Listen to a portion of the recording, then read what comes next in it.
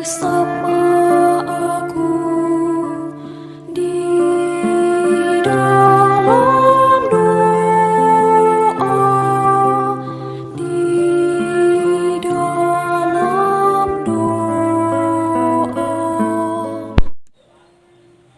Salam sahabat doa kekuatanku. Jumpa lagi dengan kami di dalam doa kekuatanku channel. Dalam doa dan permenungan kita hari ini, Minggu 23 Januari 2022, Minggu biasa yang ketiga. Sapaan Tuhan hari ini dari Injil Lukas bab 1 ayat 1 sampai 4 dilanjutkan bab 4 ayat 14 sampai 21. Doa dan permenungan kita hari ini akan dibawakan oleh para suster yang sedang studi di komunitas Pringgolayang, Yogyakarta. Renungan disiapkan dan dibawakan oleh Suster Maria Anuncia PRR dengan tema antara iman dan ilmu. Doanya akan dibawakan oleh Suster Maria Salva PRR. Untuk itu, marilah kita mengundang kehadiran Roh Kudus. Roh Kudus, masuki hati umatmu, sirapi jiwa yang layu dengan lambung kurniamu. Cinta Bapa dan Putra, taburkanlah cinta mesra dalam hati manusia, cinta anak pada Bapa. Datanglah Roh Kudus, bentara cinta Sang Kristus dalam kami, jadi saksi membawa cinta ilahi. Dalam nama Bapa dan Putra dan Roh Kudus. Amin. Utuslah Rohmu, maka semuanya akan diciptakan lagi. Dan Engkau akan membaharui muka bumi. Marilah berdoa. Ya Allah, Engkau yang mengajar hati umat-Mu dengan penerangan Roh Kudus, berilah kami dengan perantaraan Roh Kudus kebijaksanaan yang sejati, serta karunia selalu merasa gembira atas penghiburannya. Oleh Kristus Tuhan kami. Amin. Marilah kita menyiapkan diri untuk mendengarkan sabda Tuhan. Semoga Tuhan beserta kita sekarang dan selama-lamanya. Inilah Injil Tuhan kita Yesus Kristus menurut Santo Lukas. Dimuliakanlah Tuhan. Pada hari ini genaplah nas kitab suci. Banyak orang telah berusaha menyusun suatu berita tentang peristiwa-peristiwa yang telah terjadi di antara kita, seperti yang disampaikan kepada kita oleh saudara-saudara yang dari semula adalah saksi mata dan pelayan firman. Karena itu, setelah menyelidiki segala peristiwa itu dengan saksama dari awal mulanya, aku mengambil keputusan untuk membukukannya dengan teratur bagimu. Dengan demikian, engkau dapat mengetahui bahwa segala sesuatu yang diajarkan kepadamu sungguh benar. Sesudah dicobai iblis di padang gurun, dalam kuasa Roh kembalilah Yesus ke Galilea, dan tersiarlah kabar tentang Dia di seluruh daerah itu. Selama di situ, Ia mengajar di rumah-rumah ibadat, dan semua orang memuji Dia. Lalu Yesus datang ke Nazaret, tempat Ia dibesarkan. Dan menurut kebiasaannya, pada hari Sabat Ia masuk ke rumah ibadat, lalu berdiri hendak membaca kitab suci. Kepadanya diberikan kitab Nabi Yesaya, dan setelah membukanya, ia menemukan nas di mana ada tertulis, Roh Tuhan ada padaku, oleh sebab Ia telah mengurapi aku untuk menyampaikan kabar baik kepada orang-orang miskin, dan Ia telah mengutus aku untuk memberitakan pembebasan kepada orang-orang tawanan dan penglihatan bagi orang-orang buta, untuk membebaskan orang-orang yang tertindas, untuk memberitakan bahwa tahun rahmat Tuhan telah datang. Kemudian Yesus menutup kitab itu, mengembalikannya kepada pejabat, lalu duduk. Dan mata semua orang dalam rumah ibadat itu tertuju kepadanya. Lalu Yesus mulai mengajar mereka, katanya, "Pada hari ini, genaplah nas tadi sewaktu kamu mendengarnya." Demikianlah sabda Tuhan. Terpujilah Kristus. Antara iman dan ilmu. Bapak Ibu, para sahabatku yang terkasih di dalam Kristus Tuhan, dari bacaan Injil yang baru saja kita dengarkan tadi, menarik untuk kita simak tentang bagaimana penginjil Lukas menyusun cerita Injil tentang Yesus.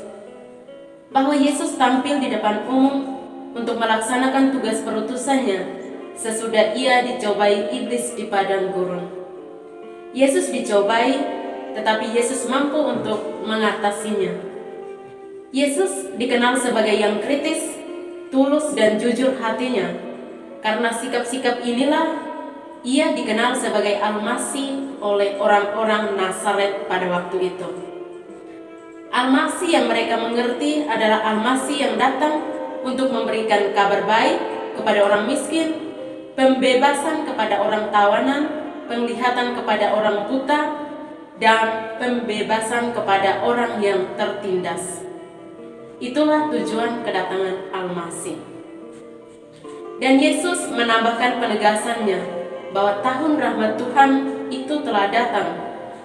Tetapi pengertian orang-orang Yahudi pada saat itu tentang Al-Masih sangat berlainan. Mereka menggambarkan perubahan keadaan dunia sebagai kerajaan Allah langsung terjadi ketika Al-Masih itu datang.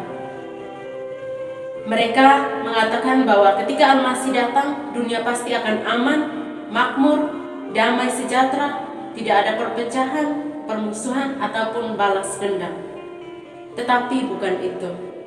Yesus datang mewartakan, melaksanakan, dan memberikan kerajaan rohani, spiritual, bukan jasmani dan material.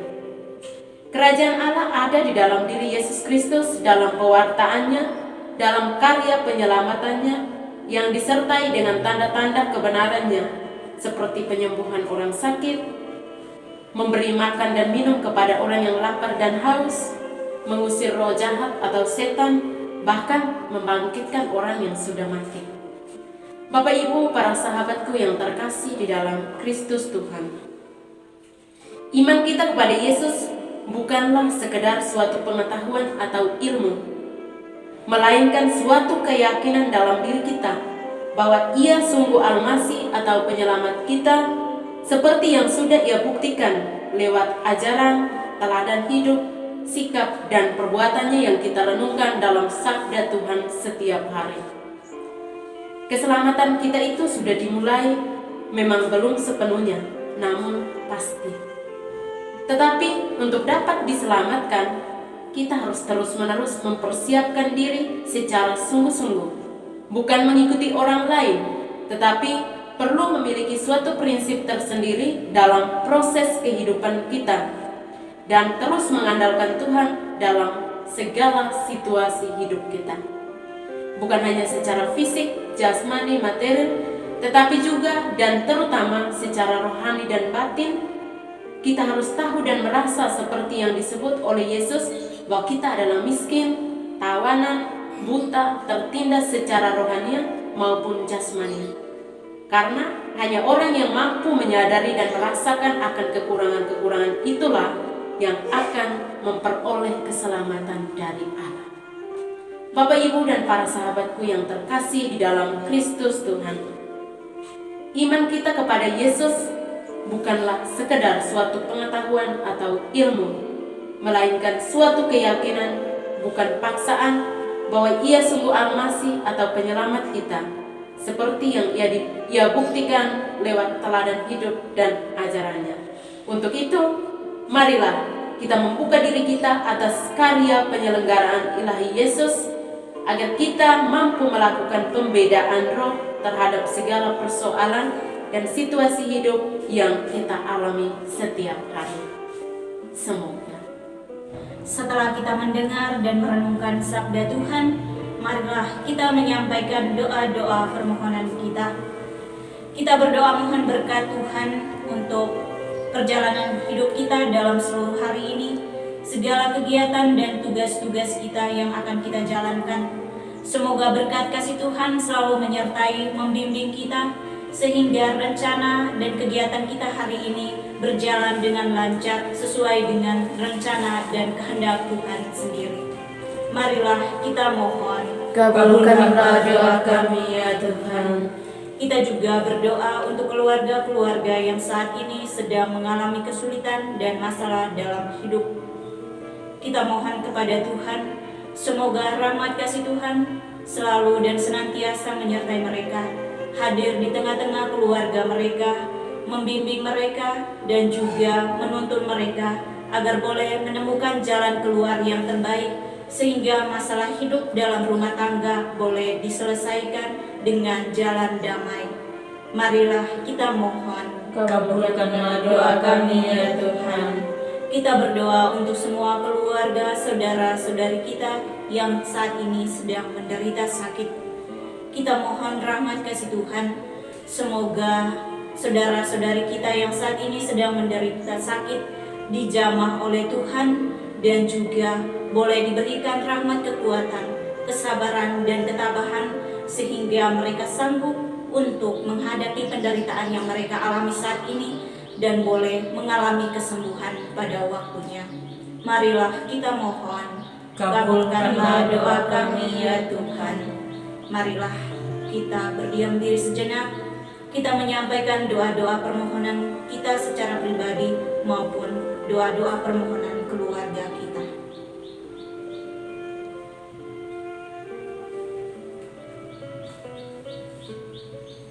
Marilah kita mohon, Kabulkanlah doa kami ya. marilah kita menyatukan semua doa-doa permohonan kita dengan doa yang diajarkan oleh Kristus sendiri kepada kita. Bapa kami yang ada di surga, Dimuliakanlah namamu, datanglah kerajaanmu, jadilah kehendak-Mu di atas bumi seperti di dalam surga. Berilah kami rezeki pada hari ini, dan ampunilah kesalahan kami, seperti kami pun mengampuni yang bersalah kepada kami. Dan janganlah masukkan kami ke dalam pencobaan, tetapi bebaskanlah kami dari yang jahat. Amin. Salam Maria, penuh rahmat, Tuhan sertamu. Terpujilah engkau di antara wanita, dan terpujilah buah tubuhmu, Yesus. Santa Maria, Bunda Allah, doakanlah kami yang berdosa ini, sekarang dan waktu kami mati. Amin. Yesus Kristus, anak Allah yang hidup terang dunia, aku sembah sujud kepadamu. Untuk Engkau aku hidup, untuk Engkau aku mati. Yesus Kristus, anak Allah yang hidup terang dunia, aku sembah sujud kepadamu.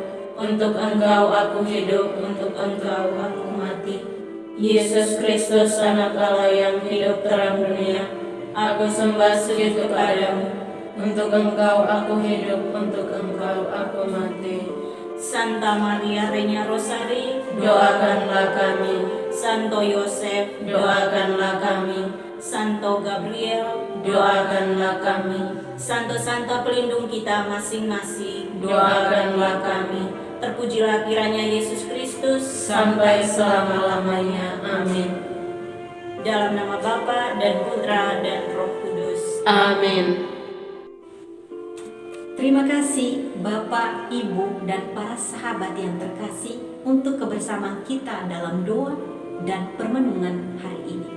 Sampai jumpa lagi dalam doa dan permenungan kita hari berikutnya.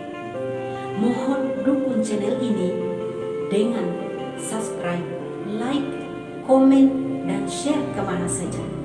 Dan jangan lupa tekan lonceng notifikasi.